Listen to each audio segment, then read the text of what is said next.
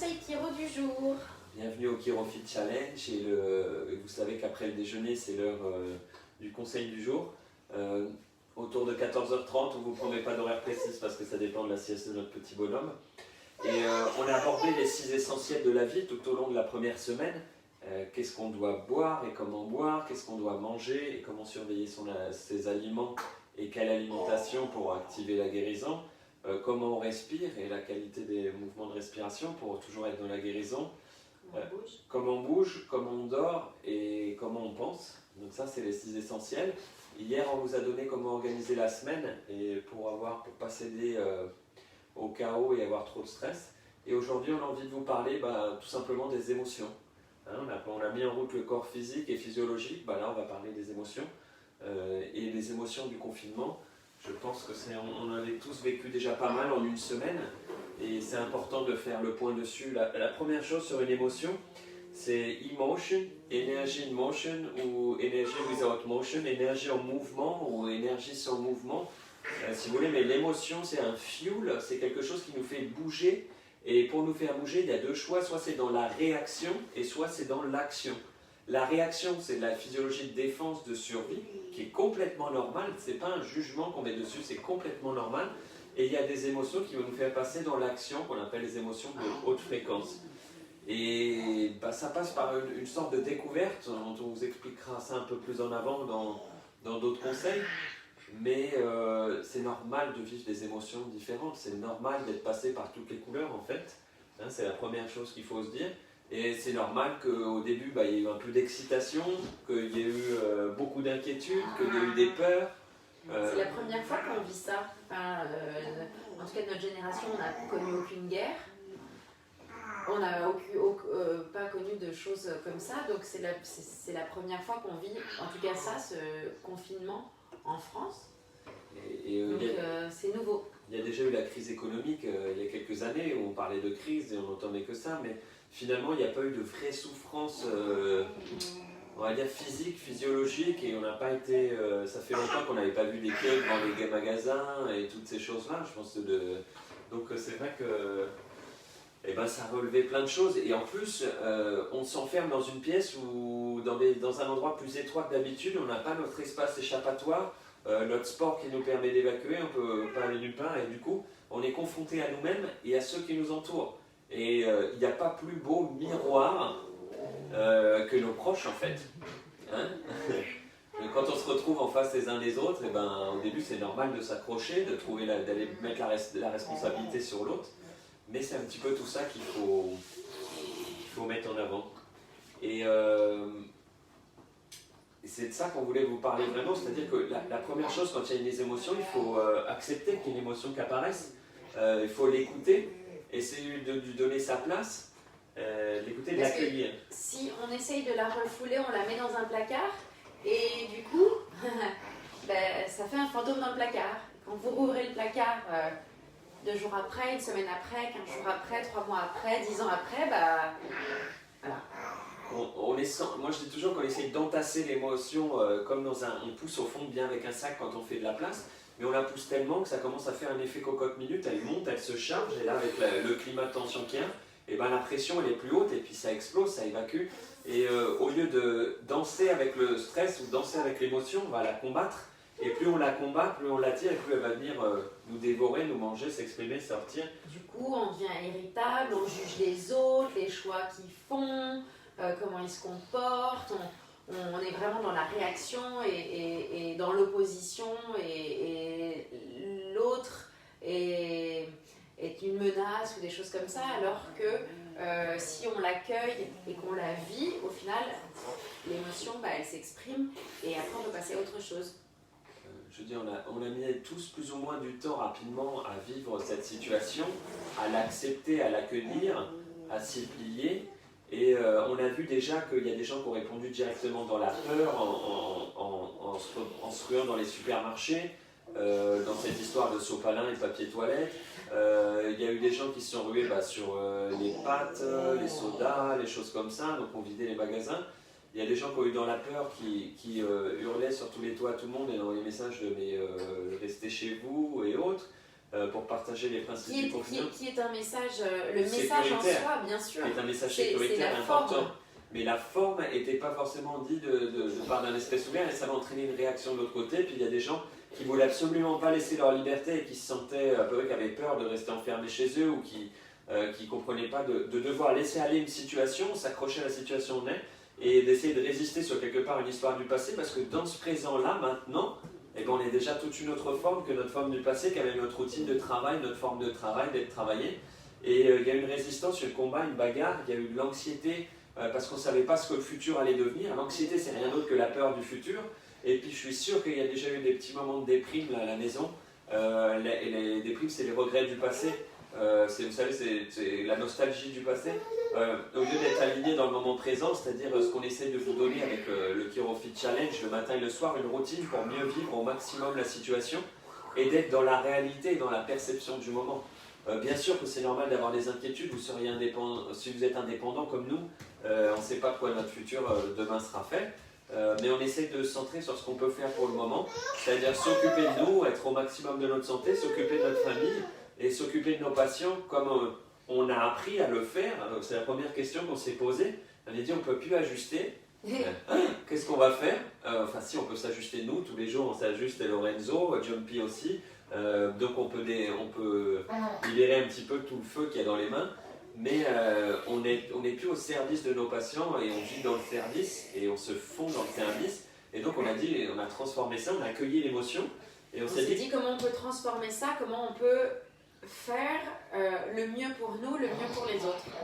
Et on a trouvé une forme qui nous semble plus utile et plus générale pour aider tout le monde. Et on a choisi avec précision, là on a commencé à avoir un questionnement qui est devenu qualité d'autres émotions, c'est-à-dire qu'on a transformé la peur et la frustration en courage et en capacité de construire et de passer à l'action. Parce que l'autre côté de l'émotion, par exemple la colère, la frustration, l'irritation, si vous la transformez, ça vous donne le courage de démarrer à passer à l'action. Et si vous accueillez les peurs, que vous les comprenez, que vous les écoutez, elles diminuent petit à petit et là, elles vous donnent la force de construire, de mettre en route les choses. Et donc là, c'est poser des questions de qualité. On dit sous quelle forme on va donner ça, comment on va le faire, qu'est-ce qu'on veut donner socialement, comment on peut faire pour donner quelque chose qui va impacter massivement tout le monde et qui pourrait toucher quelque part un néophyte, quelqu'un qui n'est pas patient, parce que c'est le moment de donner. Tout le monde mérite d'être aidé dans ces moments un peu difficiles. Donc c'était le moment de donner à tout le monde, donc que ça aide autant nos patients les plus proches, mais aussi leurs membres de famille qu'on n'a pas encore la chance de voir, ou des gens proches qui méritent ces conseils qui sont plus loin que nous.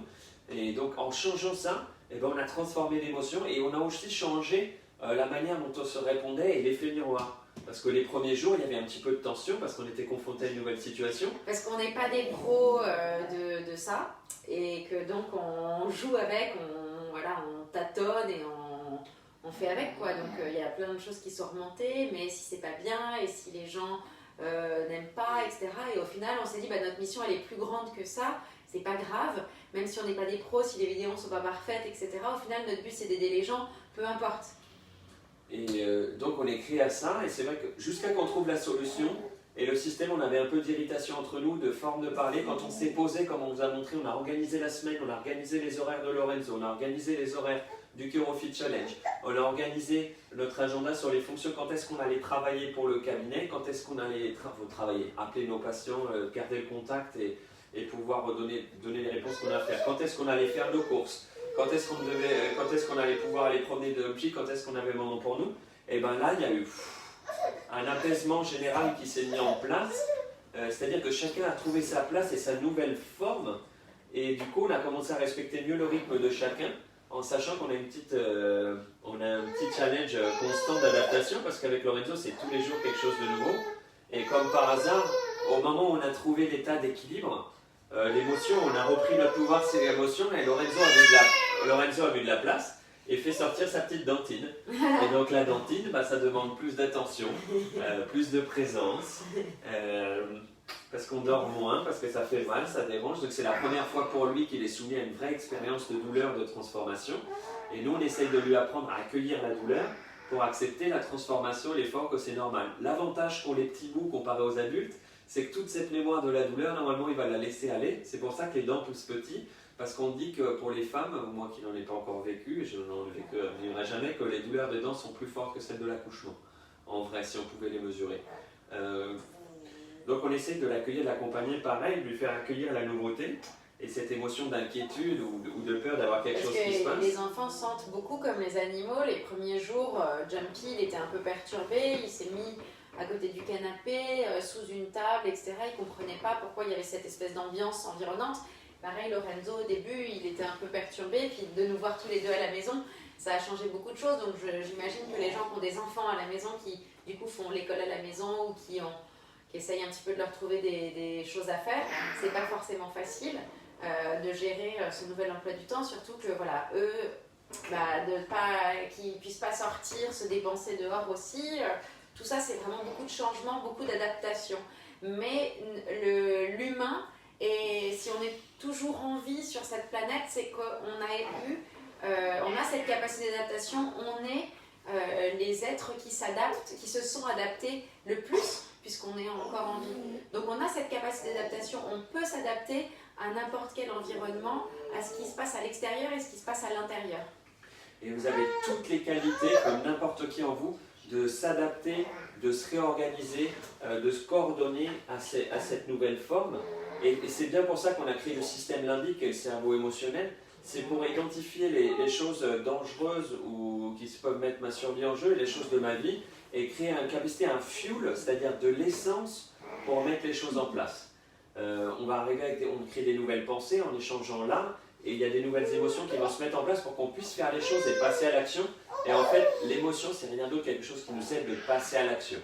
Évidemment, si on regarde que l'environnement extérieur et qu'on ne se pose pas les questions intérieures, on va être dans la réaction.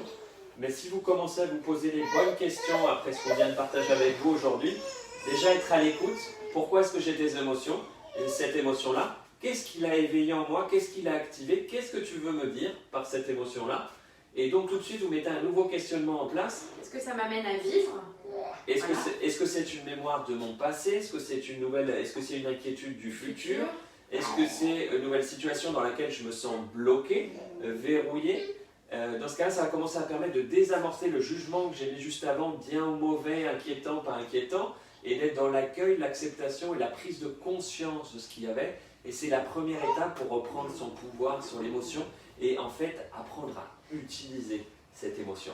Parce que ce qu'on va apprendre, et c'est ce qu'on va vous amener à faire dans les prochains conseils, dans le rythme qui semble adéquat par rapport à ce qu'on est en train de vivre, c'est de reprendre le pouvoir par rapport à la situation et d'apprendre à utiliser l'émotion.